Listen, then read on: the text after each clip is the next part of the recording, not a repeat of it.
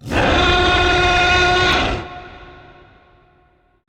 everybody, it's Mr. Malsalt, and here it is. After so long, it's definitely dinosaurs, Tyrannosaurus Rex. That's right, Tyrannosaurus Rex. I have been finally be able to get to this review. And I'll tell you why it's been so long time.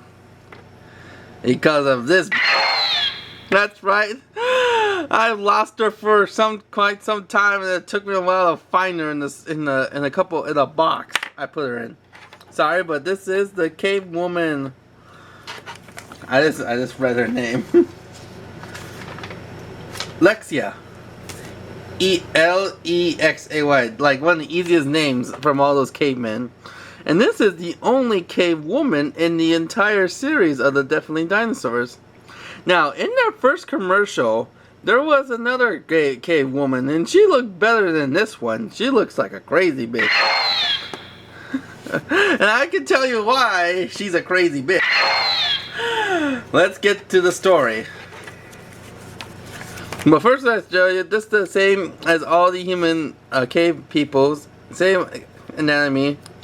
Arms, they stay together, 360. Legs can go 360. Two, she has this bikini-like outfit. One strap. At least they put it on one strap. Now, to the traditional ways, the little story. And here's Tyrannosaurus.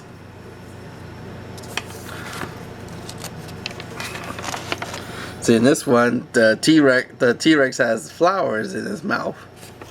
I don't know why, but it's cute. Okay. So Lexia was a clever girl. She was the first to use shining crystals and figure it out so she could like send messages to other people like Flash, help me.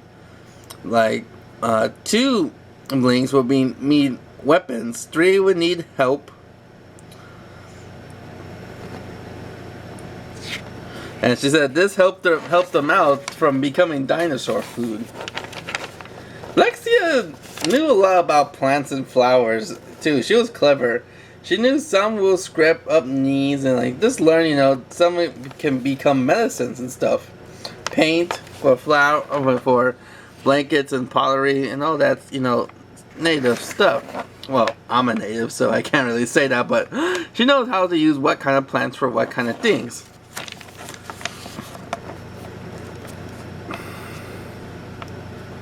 So she's out in the jungle, or wherever she's at, in the plains, where picking up flowers, and she finds some ones like, ooh, these will be great for some blue dye, she says to herself. And then the T-Rex asks, have you got one to scare away hungry dinosaurs? And let's see the picture of the T-Rex. It said, well, this time Lexia did not have a stone with her, so she didn't have nothing to call for help. So she was, she's on her own. You gotta think how quick this story was gonna be, but she tells him, the T-Rex, whose name is Tyro, and he's hungry, so he wants to eat her. But she said she doesn't scare him. He doesn't scare her for a bit. There's a more bigger and fiercer dinosaur than you, and he's like, bullshit. I gotta see this.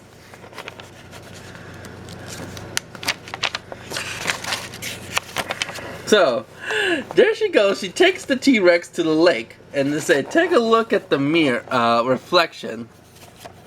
And the Rex doesn't know it's himself. He's like, he's kind of scary looking. Let you see. She's putting the water. When Tyro did, he pushed him. And being a miles word and take that, he cried and began to punch his own reflection. Water. He's thinking like it's someone else. And then he falls into the water while he's running and stuff. And she just runs off, walks off, laughing, and she's gonna go to the cave with her basket of flowers and tell the people how she escaped Tyrone. To say, that's what a bitch. She just leaves her there. Not even try to help him or nothing, even though I don't know how she would help a T-Rex. But yeah, she just tricks them going to the water. Clever girl, but still a bitch.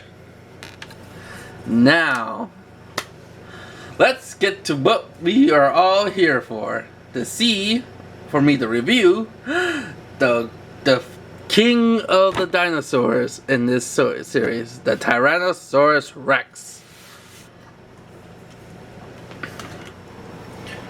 Here is the Tyrannosaurus Rex. Wow, look at this T-Rex. But first, let's identify if it is a definitely dinosaur. There's the logo. Yep, it's definitely a dinosaur. A Tyrannosaurus Rex, that is. Now, look at this T-Rex. This was mostly one of the best T-Rexes at its time. And it still holds up even from the late 80s. Like, there's not many T-Rexes that are much posable like this. Well, I can think of two. The Revoltech and one that the Discovery did. But yeah, let's take a look at the scales. Look at this. This has a lot of scale detail. Unlike most dinosaurs in this series, this has more scale detail. Let's start at the back. It's like a crocodile. It's kind of back's design. And this goes all right for the back. The front legs have that front scale that Ray Harryhausen would use, like in Guanji. Those scales on the front legs. It has round scales. More bigger scales with bumps on them.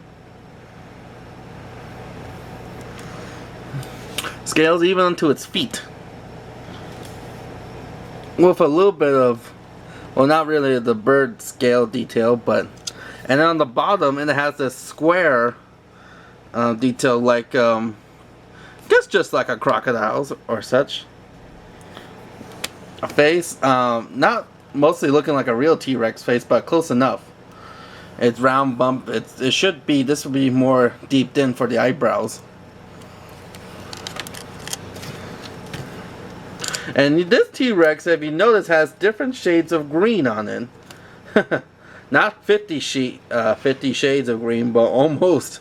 It has a dark green on its back. And then it turns to this mint ice cream, like green. And then on the belly, it's like that, what would I say? Like brown, almost yellow, if they're about to start to mix. Almost that color. A little bit. But yeah, it's a light tannish, some kind of color. And then on my Rex, it has a different shade of light green on its face. The eyes are yellow with yellow and black pupils, white teeth, and a tongue, red tongue. Now let's take a look at the posability. This T-Rex is one of the most posable toys, even for an 80s toy. We have the tail, can go up and down. It can go swerve, but I don't do that. He can stand up on its hind legs like how dinosaurs were once thought. So your Rex can be taller. He can be balanced on his tail balance like a T-Rex today. The legs they don't really go front, but they go back. It looks like he's gonna run. The feet, ankles have a little bit of movement, go front and forward. And the arms have movement. No elbow, well, but the arms can go up, so you can do that Jurassic Park pose.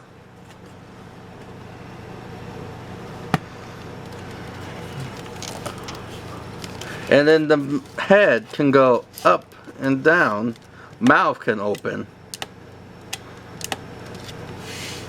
So, and all the way, this is one of the biggest posable T-Rexes out there, and it's a pretty good one too.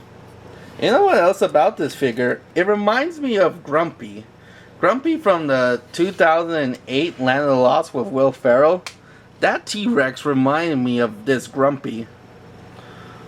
I mean, that T-Rex reminded me of this toy. Because like Grumpy, he has a top scales here on its back. His face is more detail with the crocodile scales on his eyebrows and stuff. But man, if someone did a custom of Grumpy with that face, I would totally get it. But yeah, this is a really great T-Rex. And just like all the other, some of the dinosaurs in this series, it has a saddle you can put on the hole right here on his neck.